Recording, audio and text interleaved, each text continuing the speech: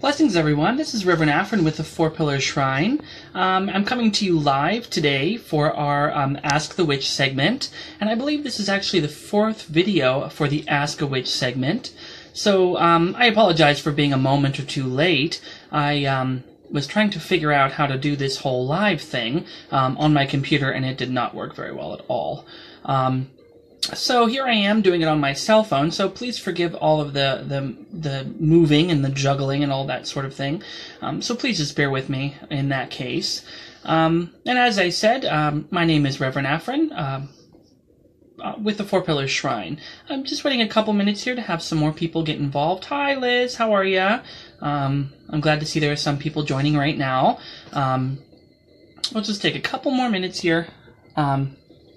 Just bear with me. Oh, we got another person. Perfect. Alrighty. Oh, wow. Okay. Hi everybody. How are ya? Hi Geneva. How are you? I'm doing well, Miss Liz. Thanks for joining. Hi Ed. How are you?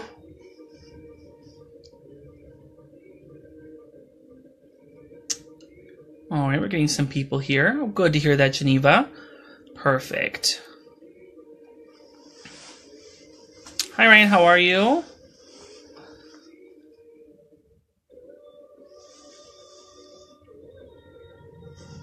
Alrighty. So I'm going to take just another minute here, and then we can get started.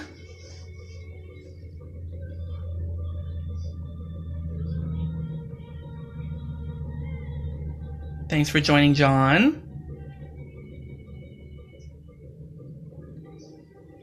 Well, Ryan, thanks for joining, even though you are so-so. Thanks for joining.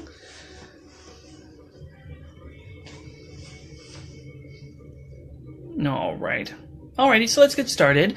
As I said, my name is Reverend Afrin, and I'm coming to you from beautiful, beautiful northeastern Ohio, and we have a really blistering 29 degrees today, so it is very, very cold here. We've been having snow off and on for days, weeks, millennium it seems like now. It's so cold here, it's unforgivable most of the time. So, yeah, that's where I'm calling from. I'm looking out my window right now. I see how cold it is, and the snow is picking up again. It'll snow at night and melt in the morning. We're kind of at that stage there. Forgive the noise in the background. My phone's dinging on me. So, as I said, I'm with the Four Pillars Shrine, and the Four Pillars Shrine is located here in northeastern Ohio, and shout out to anyone who's watching right now who's from Ohio. Thanks for watching. So I'm coming to you, as I said, from Ohio, and I'm actually the shrine keeper of a Witten shrine out here. It's called the Four Pillars Witten Shrine, and we do have a Facebook page, and we also have a WordPress, fourpillarshrine.wordpress.com, and we have all sorts of really great things we're trying to do here. We also have a YouTube channel as well, and I try to do some various things on there just to keep things interesting, keep everybody up to speed on things that we're doing. And just a little bit about me while we're waiting for people to join here. I have a double bachelor's degree in religious studies and theater. And you might say, well, what in the world? Well, I think that really qualifies me to be able to put on some really good performances. So, yeah, I do have a double bachelor's in religious studies and theater.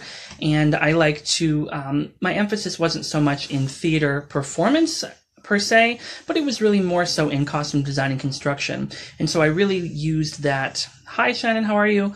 I really used that experience with costume design and construction to really help me with building a lot of the regalia that we like to build. I've been really fortunate enough to have some shrine members who don't do a lot of sewing, so I've been able to practice my sewing a little bit more and be able to help them sew their robes. So every one of my members has a robe. They have a stole and the whole thing. So they're doing really great. I'm doing well, Shannon. Thanks. So I really enjoy doing that sort of thing. Hi from Atlanta. Hi, Sunny. And I really enjoy doing that. And I also have a degree in religious studies as well. It's a very eclectic degree, and my emphasis was really in Buddhism and Islam. As funny as that sounds. But those were kind of my interests at the time. And I feel like my undergraduate degree has really led me to a wider understanding of the divine. And I find it really interesting because I wouldn't necessarily consider myself to be a mystic, but I do feel that I have sort of a mystical bend in my practice. Like I said, I wouldn't. Oh, hi, John. We've had the shrine here, Four Pillar Shrine, started out as a formal shrine, and we've had the shrine since about 2014, so going on a couple years now. Hi, Jeremy. Have a lot of really great stuff, as I said, we're doing with the shrine. And so, as I said, my undergraduate degrees really sort of opened me up to really exploring different things, and I would consider myself to be a little bit, like I said, more toward the sort of mystical bend there. I really like to learn about a lot of different religions. I've studied so many different religions, but I've kind of come to understand that my bend is really sort of mystical. I really like all the things that I learn, but I find that having a really personal relationship with the divine is really important for me. And that really comes out in our shrine as well, because our shrine, one of the mission statements of our shrine is a shrine where we can practice devotion. And devotion is really, really important to me, I think. It's really important. And I've always said that it's something that I feel is kind of lacking in the pagan community in general. Most people, as they say, are festival pagans. They'll go to the festivals, and then on their off season, they're not really doing too much. So I feel that having the opportunity to practice devotion all the time, I think, is really important for a lot of people, and it's something that we really try to do in our shrine as well, is really try to cultivate that personal devotion. And we like to use things like prayer beads and things of that nature. And so my practice, for me, has always been very eclectic, especially. You walk around my house, and we always joke that we have a shrine or an altar in every room. The room I'm in currently is actually my main ritual room, which is where I have most of my Corellian materials, as you can see behind me. My altar's right there. There's my altar all set up for Ostara coming here in the next couple of weeks. But around the rest of the house, we have so many different shrines and things to all sorts of deities. In the kitchen, we have a shrine to the Chinese kitchen god. Outside, we have a Hokura shrine for Kairu no Kami, who's a nature spirit. In the living room, we have a Kamidana, and that one actually enshrines 3 different Kami. We have Inari Okami, and we also have Amaterasu Okami, as well as Sartohiko Okami. So in every room we have different shrines to one deity or another. I also have some artifacts here. I have some statues of Buddha and all sorts of different things as well. So we around our entire house, I'm very eclectic in a lot of ways in my practice, and I do consider Wicca to be my spiritual home. But in terms of my general practice, I'm a true mystic, I think, at heart. Maybe not so much in practice. I don't go spending periods of time in meditation. I'm not going to lie to you and say that that's what I do, because I don't. But just the idea of all gods kind of being emanations of the universal consciousness, which is one thing that the Corellian tradition does kind of touch on a little bit as well, and it really makes it very interesting for me as well, because I don't place those artificial barriers for myself like some people might, like, oh, we can't do this, we can't do that because it doesn't jive with our whatever. And I don't want to say that it's necessarily appropriation, but being able to be open and to touch upon all of the spiritual entities that are, in the universe that are available to us, not necessarily in a way to get something out of it, not necessarily in a way to use as a power, port or a power pool that we just take, the energy from, but being aware that, these spirits and these entities are all emanations of the divine energy that we can relate with and find a positive relationship with. So my personal practice has always been one of very eclectic. I really try to be very open. I mean, I've been to so many different events. I've been to Buddhist temples. I've been to Tibetan Buddhist temples. I've been to Orthodox as well as Catholic churches. I've been to different pagan events. There used to be, they used to hold a pagan pride festival in Akron, Ohio. They used to go to years ago. And I'm, as I said, I'm just very eclectic in very much in my practice, which is really important, I think, for me, personally. And so, there's a question here from John. He asks if we have anything planned for Ostara. And yes, John, we do. Our shrine has all sorts of great things planned. We are supposed to be meeting in a couple weeks here to celebrate our Ostara. And the one thing that I really find very interesting about my shrine, which is something that I didn't expect to really run across, I had this idea that when I was going to build a shrine that the members would, just come together and everything would just be perfect. And in my mind, I had this, ideal of how things were going to be. We all do. And then after that, things kind of changed, and some of the lives of our members changed. They were building families and things like that.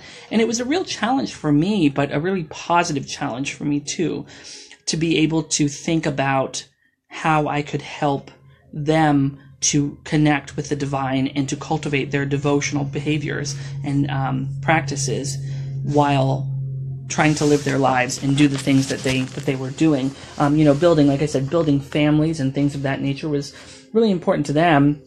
And it's something that I had to try to incorporate into our own practice. And so now that as their kids are getting older, we actually have the opportunity to get them involved in our practices as well, which I think is really exciting because we're able to bring in a new generation of people that are open-minded and spiritual and things of that nature, which I think is really cool as well. So for Ostara, we're trying to, do things like that. We're going to be doing the whole coloring of the eggs and things like that, which most people do. So we'll probably, invite the kids to be involved in that as well. So they'll have the opportunity to do that. Questions? Any more questions so far? And I want to talk about something too that I think a lot of people sometimes forget about, is this idea that, so many non-Wiccan and non-pagan materials have been so influential for me in my practice, not just in terms of my witchcraft and but everything really. And it's been really interesting, so many great writers. When I went to college, I had such inspirational professors that really opened you up to such eclectic ways of thinking, and I think a lot of that, as funny as it sounds, has been so influential to my practice. Like writers like Dwayne Elgin and Deepak Chopra and Karen Armstrong and all sorts of different things. Just wonderful people that have really been able to share their knowledge. One of the professors that I went to college with actually wrote an entire book on sorry, I lost my train of thought. Reincarnation, and it was from not only from a religious perspective, but also from a practical perspective as well. He actually had case studies where people had near-death experiences or had reincarnated and telling their stories. And so it's a really, really interesting book, and I got to learn from him in person, which was really exciting too, just to see a non-Wiccan or non-pagan take, more of a to use the word secular, more of a secular take. Hi Julia, on that sort of thing. Well, Liz, great question. What sort of ways do I practice devotion? And there are a lot of different ways. I've always been really fascinated with prayer beads. I don't know why. I've just always been so fascinated with them. And hi, Rosemary. And so I like to use prayer beads a lot in my practice. I have several sets of malas, Buddhist prayer beads. I do have a rosary. I don't necessarily use it, but just the idea is very interesting for me. And I have made many different versions of Wiccan prayer beads over the years. There is one that I found on the Witch School website, which is now the Daily Spell, that is really great. by one of I believe it was by a Karelian author, not necessarily author, but it was authored by a Karelian.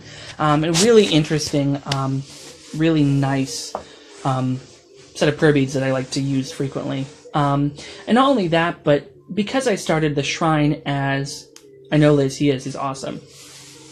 Because I started the shrine, oh, don't forget Joseph Campbell, of course. I have like 4 or 5 of his books.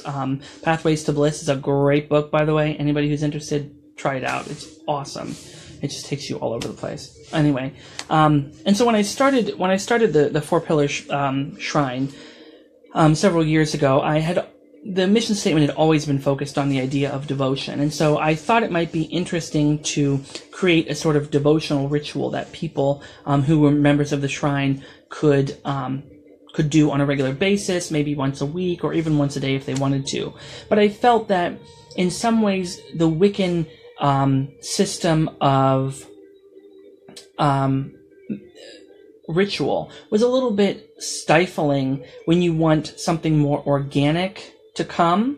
So I created this sort of devotional ritual that was based loosely upon Wiccan ritual. So it still had the casting of the circle, but aside from that, there wasn't any calling of the quarters or invoking of the gods. It was more of a paying homage to them and performing devotional practices for them. So I know that sounds a little weird, just talking about it briefly like that, as opposed to actually seeing the ritual being done.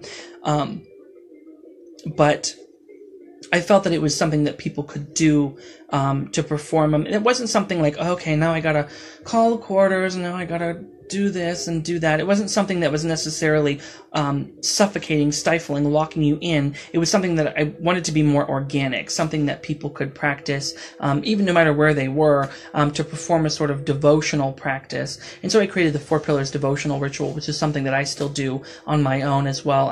Normally once a week I'll try to perform it. So those are some different things that I like to do for devotional practices. And on top of that, keeping all the various shrines that I keep. I'm changing offerings in 3 or 4 shrines, at a time. So I really try to, cultivate my practice in that way. And I have so many beautiful statues around my home too. I could show you some that I have over here. If you can see, I have a triple goddess statue right there. I have a statue of of course, Ganesh and Shiva, and I have a statue of Gaia as well. So just various different. Oh, can you see it? Okay. Oh yeah. So just various different statues that I keep around my home as well. Again, for devotional purposes and practices and things of that nature. And I would really encourage people that are interested in performing magic and doing things of that nature, and in Wicca in general, to try and read things that are not written by Wiccan authors, to give you a really different perspective on things, because that has given me such a strong and different perspective on a lot of things. And so, because this is called Ask a Witch, I wanted to talk very briefly about my views on the concept of witchcraft in particular, not necessarily Wicca. And I have never really considered myself to be a witch. I've never really used that term to refer to myself. And I know there are a lot of people that like to use the word to reclaim it as a positive word, to reclaim it as an empowering and encouraging word. And I think that's a really great idea. I think being able to take a word like that, understand its true meaning, and apply it to yourself, as a way to empower and bring yourself into a positive frame of mind. I think that's really awesome. For me personally, I've never really done that. I've never really considered doing that with the term witch per se. That's not, and quite frankly, I don't really perform magic very often. I do when the need arises. I've had many people ask me, and I find it,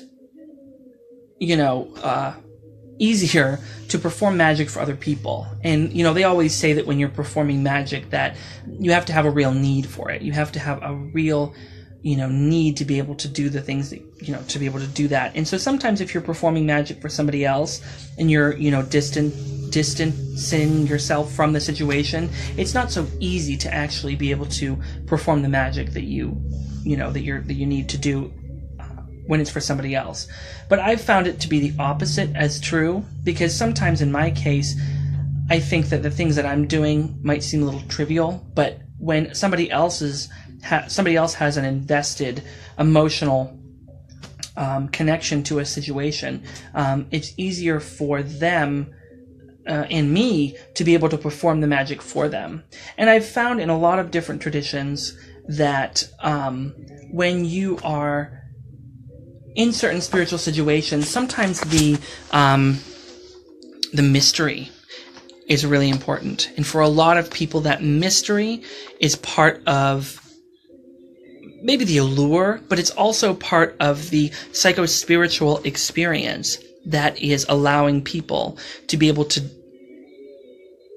open up their astral blockages and allow the magic to happen. Does that make sense? Like, for instance, I love talking about Shintoism, so that's something that I really like to learn a lot about. And in Shintoism, they have this sort of holy of holies within the shrine that houses the spirit of the kami. And the kami doesn't live there, but it will descend into that room, which is the direction that they pray to, etc., etc. And they keep the doors closed, so no one can go in and see it. It's very similar to the Jewish idea of the Temple of Solomon. Excuse me. So they keep the doors closed. You can't see inside. And because you can't see inside, it's almost like you have to allow your faith, and I really don't like to use that word sometimes because it has certain connotations that in the pagan community we don't agree with necessarily. But you have to use your faith or your belief. And we always talk about, in many spiritual traditions and in many magical traditions about your belief being the really strong basis for your practice. And if your beliefs are fragmented, or if your beliefs are not strong or have a strong foundation, then when you perform magic, you are not able to put your belief behind what you're doing, and then the magic fizzles out and fades, and you don't actually have strong magic. So, a very similar idea, it's the spirit is locked behind a door. You know that it's there. You can't exactly see it, and so you allow your spiritual self to reach out and make that connection, which I think is really important. And so, I think a lot about that, and this idea of allowing your spiritual self to reach out and make those sort of connections. And that is what's going to, open those astral blockages that are going to allow the magic to happen. As well. I see. To answer another question from John, he says, do you find it hard to maintain a balance between your work life and your spiritual life?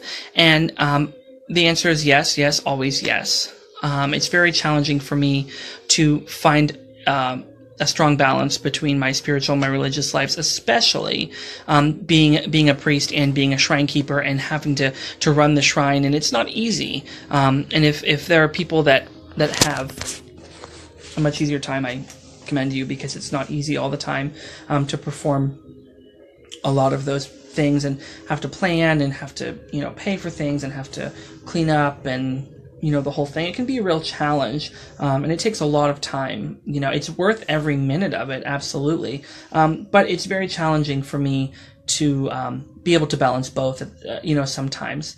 And so, always having people there to help you is always really important, and always having people that you can count on to help with things is also really, really important too, because, maintaining a balance is always really, really hard, especially for someone like myself who, again, has that mystical approach to a lot of things. I need to have that quiet. I need to have that distance, even though I'm not necessarily meditating and doing whatever all the time, but having that distance and being able to have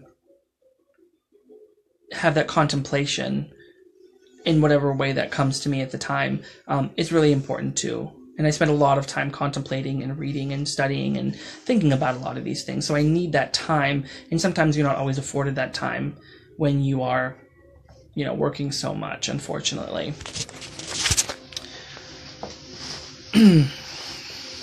So let's see. Any more questions for anybody here?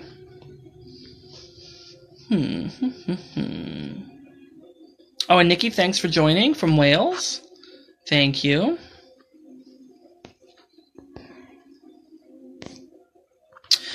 Let me see if there's any other authors I can think of that are really great.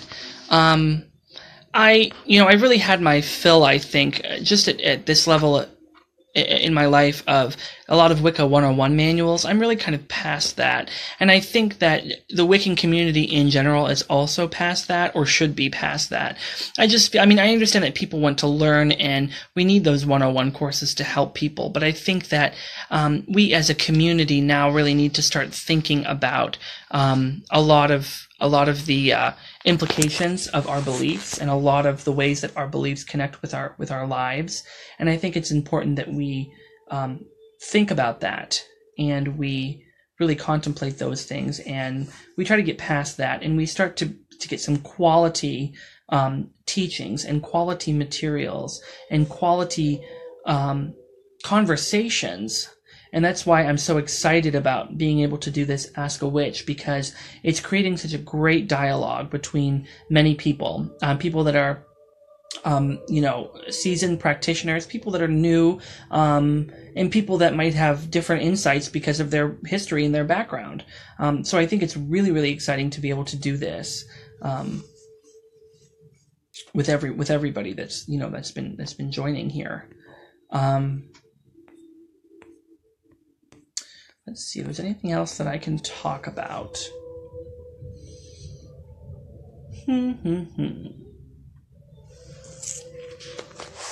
I find the study of magic to be very, very interesting. And learning about magic cross-culturally is always really fascinating for me too. And as I said, I don't perform magic too often, only when there's a real need for myself or for other people. And I think about the Taoist concept. For anyone who knows anything about Taoism, one of the concepts of Taoism is something called Wu Wei. And Wu Wei means kind of effortless work, or work without effort. It's this idea of being able to kind of go with the flow, this idea of just kind of riding the wave and just not going against the grain and just kind of going with it. And so that's kind of a very strong belief in Taoism, because the idea is the energy, the Tao, the energy of the universe, the Qi, whatever you want to call it, is moving in a certain direction in the universe. And so, of course, that gives way to things like feng shui and things of that nature as well. But the energy is moving in its own direction in the universe. And if we impede that flow, or if we try to go against that flow, we're going to have negative things happen to us as just a natural response to doing that. And so I think a lot about Wu Wei and about this flow of energy. And I feel that in my life I've been blessed with good fortune for the most part. And I'm just not sure if that's because of all the gods that I enshrine at my house, maybe, I don't know. Or because I just kind of go with the flow and Wu Wei and all that.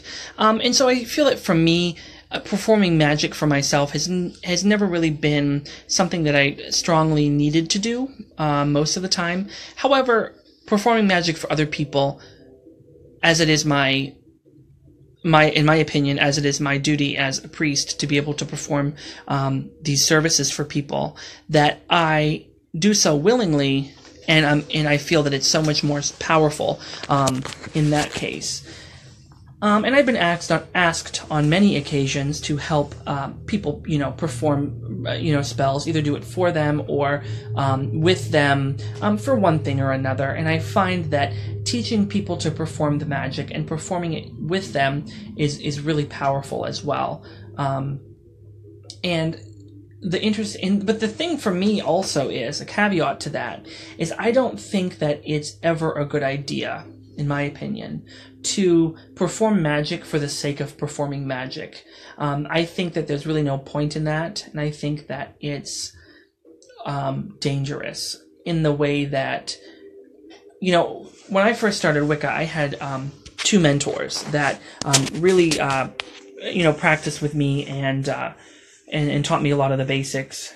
And one of my mentors always had this sort of feeling like, oh, I got to go perform magic. You know, I'm in the mood to perform magic. It was never really for anything in particular. I think that she liked the feeling and the energy of being in the circle without actually doing anything in particular.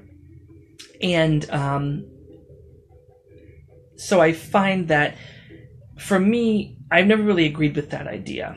I've always felt that it was important to have a reason to perform magic. And so when people come to me with something they'd like to do, I always try to go along with it.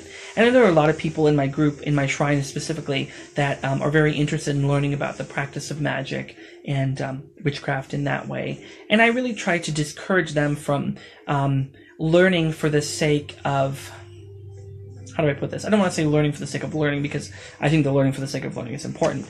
But discourage them from performing magic just because they want to practice, necessarily. Now, obviously, we know that practice makes perfect, and you need to perform magic, especially if you want to be proficient at it. But at the same time, again, going back to my mentor, I just need to perform it because I want to, whatever. To me, it seems a little silly. So when I teach magic to my students and to people in my shrine, I really try to allow them to either do something that we can do together that they will have a personal experience with. For instance, okay, we're going to do petition magic. Everyone can write their own petition. We're not doing our own thing. We're not doing it all together. So that would make it, good for most people to be able to be involved without actually having a specific thing in mind. And they still get to learn about petition magic, and they still get to learn about how to perform it without actually trivializing the whole experience. Which is something that you never want to do, especially when it comes to magic. So that's one of my biggest opinions about that whole thing. Is just don't perform magic for the sake of performing it, but do it because it needs to be done, or whatever the case is. As I said, that's always what I do.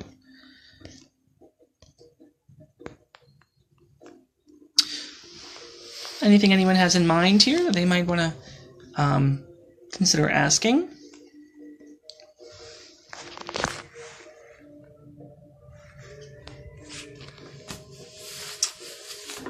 I'll just take a couple more minutes here. If anyone has any last minute questions, you're welcome to ask. I know my lighting isn't proper in here. Improper lighting. And I say I went to school for theater. Improper lighting. I'm a disgrace. Just kidding. So, just any last minute questions anyone might have. I'll take a couple more minutes here because sometimes the feed on my phone doesn't populate right away. I want to make sure everyone has the opportunity to ask their questions. So, as it is Ask a Witch, you're welcome to ask any questions about magic if you have any, or even about Wicca in general, for any of those people that might have any questions about Wicca. In closing, while I'm waiting for any last-minute questions, in closing, I would like to say that, again, because of my sort of mystical approach to my faith and my practice, and my panentheistic approach and my omnist approach and my pantheistic approach, that has really led me to being able to honor all deities indiscriminately as emanations of the divine. I will say that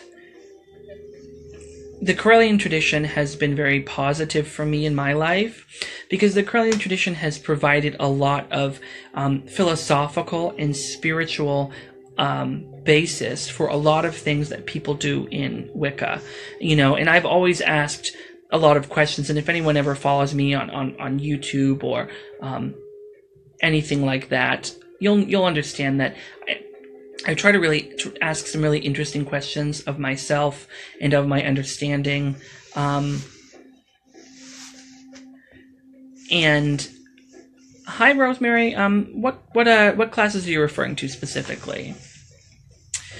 And I feel that my experience in the Correllian tradition has really given me a very strong philosophical and spiritual basis that other traditions of Wicca haven't, because they talk about so many really in-depth and philosophical things that in some cases I haven't even seen paralleled in other, Wiccan traditions.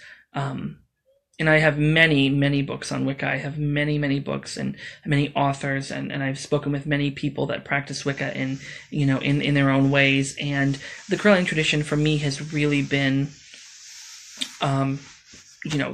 great in terms of, again, getting that spiritual and philosophical grounding. Rosemary, the ones the classes.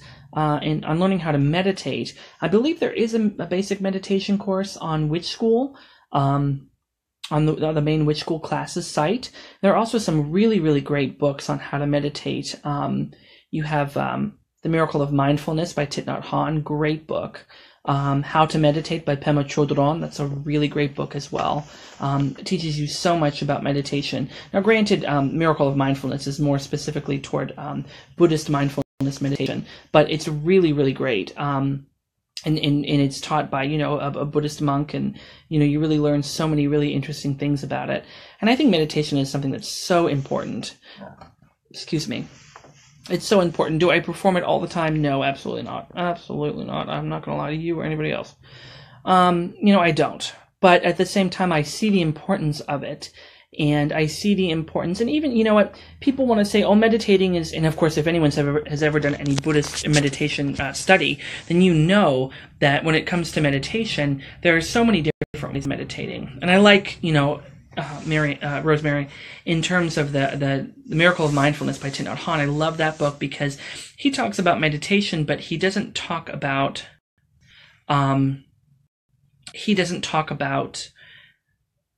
sitting down and perform Zazen meditation. Most people think of meditation, they think of Zazen meditation. That's the meditation where people sit cross-legged on the floor and sit for long periods and the whole thing.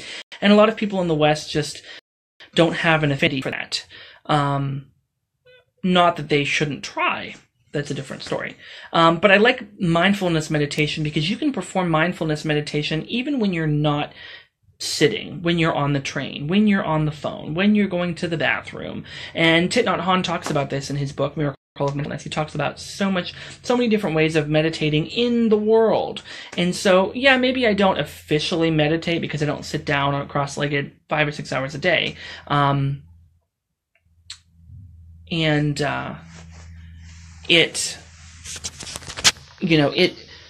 He talks about meditating while you're washing the dishes or meditating while you're mowing the grass. Just being mindful of what you're doing, being mindful of your breath, being mindful that you're alive. That is meditation alone. And in some ways I do that maybe 5% of the time. Let's be honest. But even still, thinking about that, being mindful of the fact that you're trying to be mindful, I think is important too. Julie, I do apologize that you had an experience like that. This was a few years ago. Things might be different now, and you might be able to give it a try. I do believe there's still 1 month free memberships. You can always give it a try for a month, see how you like it. So, just things like that. There's so many different non-Wiccan related materials that have been so helpful for me in my experience. So I would strongly consider that people really look into those. Another book that I really kind of like too, that was kind of off the beaten path, David Salisbury. I don't know if anybody's ever read him, but he's a really great author, and he has a book called The Deep Heart of Witchcraft. If anyone's ever heard about him or read that book, it's a really great book. It is very philosophical. It gets really to the heart of a lot of the practice, and it really talks a lot about really getting to the bottom of things and the sort of spiritual impetus for, doing a lot of things like that. It's a really great book too. So all these things are really, really possible to think about. That might be very helpful for you, in your practice as a, aspiring spiritualist or Wiccan or witch.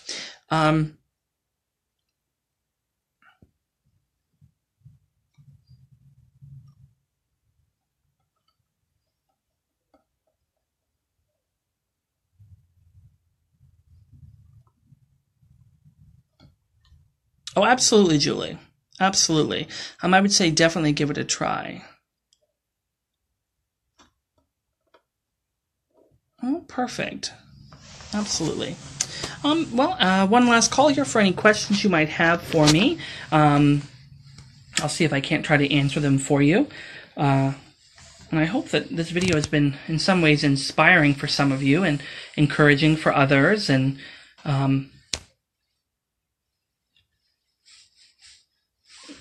because it certainly has been for me, I'll say that, being able to do this and talk to everybody has been a lot of fun. Getting to learn a little bit about everybody and hearing what you have to say has been a lot of fun for me.